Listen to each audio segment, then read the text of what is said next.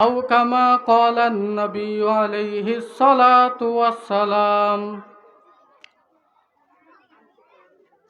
আলিপুর রশিদিয়া নুরানি তালিমুল কোরআন মাদ্রাসার বার্ষিক সভা ও পুরস্কার বিতরণী অনুষ্ঠানে আমাদেরকে আল্লাহ তাআলা আসার জন্য বসার জন্য তৌফিক দান করেছেন এবং সাথে সাথে কিছু দিনই আলোচনা করার জন্য বা শোনার জন্য তৌফিক দান করেছেন। এজন্য সবাই কালিমাতু শুকর আদায় করি, সকলে বড় আওয়াজে বলি আলহামদুলিল্লাহ। আমি যে একটা হাদিস পাঠ করলাম, এই হাদিসে আল্লাহর হাবিব সাল্লাল্লাহু আলাইহি ওয়াসাল্লাম বড় একটা সুসংবাদ মুমিনদেরকে দিয়েছেন।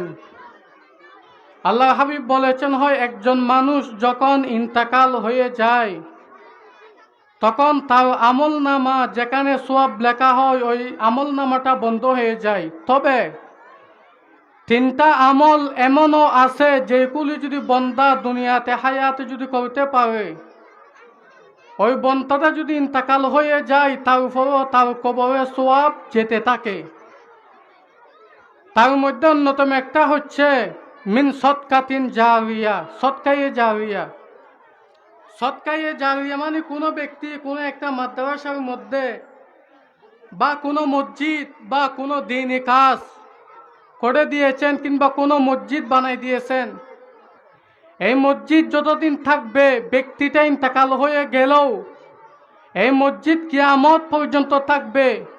ওই মসজিদ থেকে এক অংশ সওয়াব ওই ব্যক্তির আমল নামায় যেতে থাকবে। দ্বিতীয়তম কথা, আউওয়ালাদিন সালিহিন ইয়াদউ লাহু।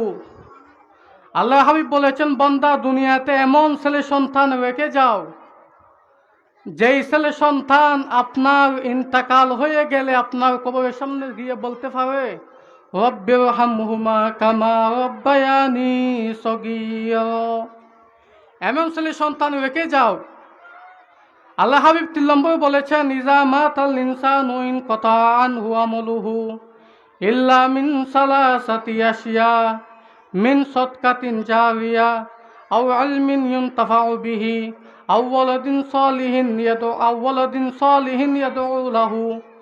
আল্লাহ হাবিব 3 নম্বর বলেছেন, হয় দুনিয়াতে এমন এলম রেখে যাওয়া যেই এলম মানুষের উপকার হয়, লেখার মাধ্যমে হোক কিংবা ছেলেদেরকে শিক্ষা দেওয়ার মাধ্যমে হোক, যেভাবে হোক না কেন এলম রেখে গেলে এই এলম যতদিন দুনিয়াতে প্রসার হতে থাকবে, এই এলমের এক হিচ্ছা সওয়াব আপনার কবরে যেতে থাকবে। আসেন, আল্লাহ তাআলা অন্য একটা আয়াতে বলেছেন, ওয়ালাকাদ কাররামনা বনি আদম। আল্লাহ তাআলা বনি আদমকে শ্রেষ্ঠত্ব দিয়েছেন। কেন?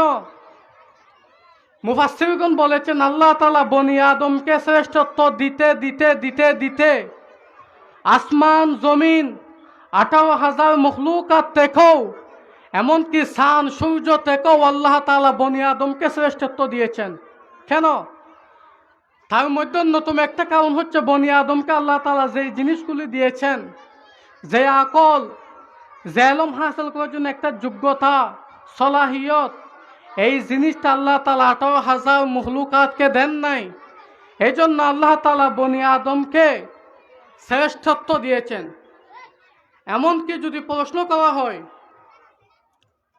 যে ফেরেশতার দাম বেশি না মানুষের দাম বেশি, এই প্রশ্নের জবাবে তাফসীরের কিতাবে লেখছে যে হযরত আদম আলাইহিস সালাতু ওয়াস সালাম থেকে নিয়ে নবী মুহাম্মদ মুস্তাফা সাল্লাল্লাহু আলাইহি ওয়াসাল্লাম পর্যন্ত যত নবী রাসূল দুনিয়া থেকে গেলেন, সমস্ত নবী রাসূল সমস্ত ফেরেশতাগণ থেকে উত্তম।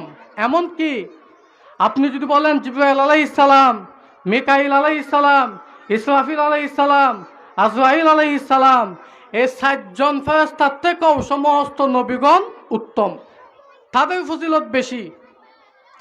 এমনকি সাহাবায়ে কেরাম, তাবিন, তবে তাবিন, আইমায়ে মুজতাহিদিন, গৌস, কুতুব, আবদাল, এই সমস্ত ব্যক্তিও ফেরেশতার থেকে উত্তম। তবে হযরত আজরাইল আলাইহিস সালাতু ওয়াস সালাম, মিকাইল আলাইহিস সালাতু ওয়াস সালাম, ইসরাইল আলাইহিস সালাতু ওয়াস সালাম, ইসরাফিল আলাইহিস সালাতু ওয়াস সালাম, এই 4জন ফেরেশতা সাহাবে کرام থেকে শ্রেষ্ঠত্ব বেশি, মুমিন থেকে শ্রেষ্ঠত্ব বেশি। এমনকি যে সমস্ত ফেরেশতা অন্যান্য কাজের জন্য আল্লাহ তাআলা সৃষ্টি করেছেন, এই সমস্ত ব্যক্তিদের থেকেও সাহাবে کرامের শ্রেষ্ঠত্ব বেশি, তাবিঈনের শ্রেষ্ঠত্ব বেশি। তবে তাবিঈনের শ্রেষ্ঠত্ব বেশি, আউলিয়া একরামগণের শ্রেষ্ঠত্ব বেশি। এই জন্য আল্লাহ তাআলা মানুষটিকে উত্তম গঠনে বানাইছেন। আল্লাহ তাআলা 4টা কসমকে স্পষ্ট বলেছেন, ওয়াত্তিন ওয়াজ-জাইতুন ওয়া তুরি সিনিন ওয়া হাযাল বালাদিল আমিন লাকাদ খালাকনাল ইনসানা ফি আহসানি তাকওয়িম। আল্লাহ তাআলা বলেছেন ওয়াত্তিন ওয়াজ-জাইতুন, 3 ফলের কসম, জাইতুন ফলের কসম, ডুমুর ফলের কসম, ওয়া তুরি সিনিন, তুর পাহাড়ের কসম, যেই পাহাড়ে হযরত মূসা আলাইহিস সালাতু ওয়াস সালামের সাথে আল্লাহ তাআলা কথা বলেছেন। ওয়া হাযাল বালাদিল আমিন, মক্কা নগরের কসম, বাইতুল মুকাররমের কসম, বাইতুল্লাহ শরীফের কসম। এই 4টা কসমকে আল্লাহ তাআলা বলেছেন লাকাদ খালাকনাল ইনসানা ফি আহসানি তাকওয়িম। কি বলেছেন? আমি আল্লাহ ইনসানকে সৃষ্টি করেছি উত্তম গঠনে। যেই গঠনটা চাঁদকে দিই নাই, যেই গঠনটা সূর্যকে দিই নাই, যেই গঠনটা আসমানকে দিই নাই, যেই গঠন সূর্যকে দিই নাই, যেই গঠনটা 18,000 মখলুকাতকে দিই নাই, এমন একটা গঠন দিয়ে আমি আল্লাহ ইনসানকে সৃষ্টি করেছি। এই জন্য ইমামে আজম আবু হানিফা, জগৎ বিখ্যাত একজন আলেম, প্রসিদ্ধ একটা ঘটনা যে উনার জমানায় নাকি একজন শিল্পপতি, উনি বলেছেন যে আমার ছেলে, আমি যেহেতু কুফা নগরীতে সবচেয়ে বেশি টাকাওয়ালা, যেহেতু আমার টাকা পয়সা বেশি, আমার ছেলের বউ হইতে হবে চাঁদ সূর্য থেকেও বেশি সুন্দর। এই কথা যখন ছেলের বাপ বলল, তো তখন এই কথাটা ছেলে শুনলো। ছেলেটা বলল, সত্যি তো, আমার বাপের তো টাকা পয়সা, এলটিং বিল্ডিং, গাড়ি বাড়ি কোনো কিছু অভাব নাই। আমার বাপের ছেলের পুত্রবধূ হইতে হবে চাঁদ সূর্য থেকে বেশি সুন্দর। এ কথা শোনার সাথে সাথে ছেলে বলল, আমার স্ত্রী যদি চাঁদ সূর্য থেকে যদি বেশি সুন্দর না হয়, তাহলে ওই মেয়ে তালাক। কিছুদিন পর কুফা নগরীতে যাচাই বাছাই করে, জাস্টিফাই করে, যে মহিলা সবচেয়ে বেশি সুন্দর, তার সাথে ওই ছেলের সাথে বিবাহ হলো। এখন আমাদের দৃষ্টিভঙ্গি, মহিলা যতই সুন্দর হোক না কেন, যতই রূপসী হোক না কেন, চাঁদ সূর্য থেকে বেশি সুন্দর হবে না। অতএব আমাদের দৃষ্টিভঙ্গি মোতাবেক ওই ছেলের বউ কবুল করার সাথে সাথে তালাক পতিত হয়ে যাবে। যখন ওই ছেলেটা বিবাহ করল, কুফার সমস্ত আলেম এক বাক্যে ফতোয়া দিয়ে দিয়েছে যে মহিলা যতই সুন্দর হোক না কেন, চাঁদ সূর্য থেকে বেশি সুন্দর হবে না। অতএব আপনার ছেলে যে দৃষ্টিভঙ্গিতে তালাক দিয়েছে, ওই মহিলার উপর তালাক পতিত হয়ে গেছে। শেষ পর্যায়ে কিছু মানুষ বলতেছে, হয় কুফা নগরীতে একজন বড় ইমাম, যার নাম ইমাম আজম আবু হানিফা, সকলে বলেন রহমতুল্লাহি আলাই, হয় ওনার কাছে গিয়ে এই ফতোয়া জিজ্ঞেস করো কে তালাক হয়েছে কিনা। যখন ছেলের বাপ, মেয়ের বাপ সবাই গিয়ে ইমাম আজমের কাছে গেল, গোড়া ইতিহাস তথা বুতালাশ করে বলল যে আমার ছেলে এইভাবে তার স্ত্রীকে তালাক দিয়েছে বিবাহর আগে।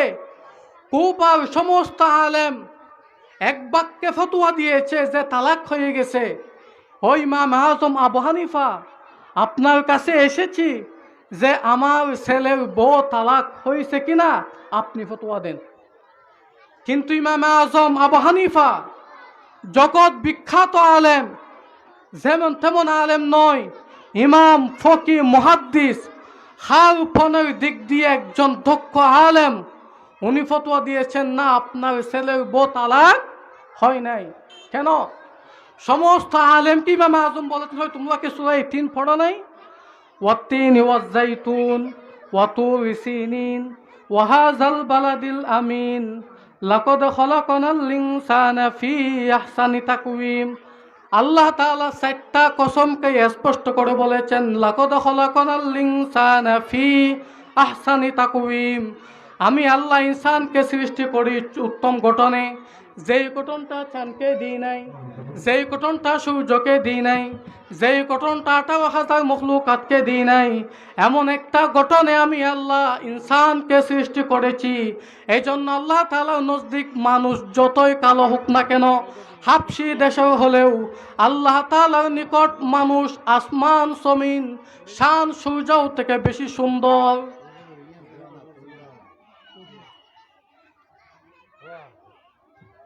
ওয়া আখিরু দাওয়ানা।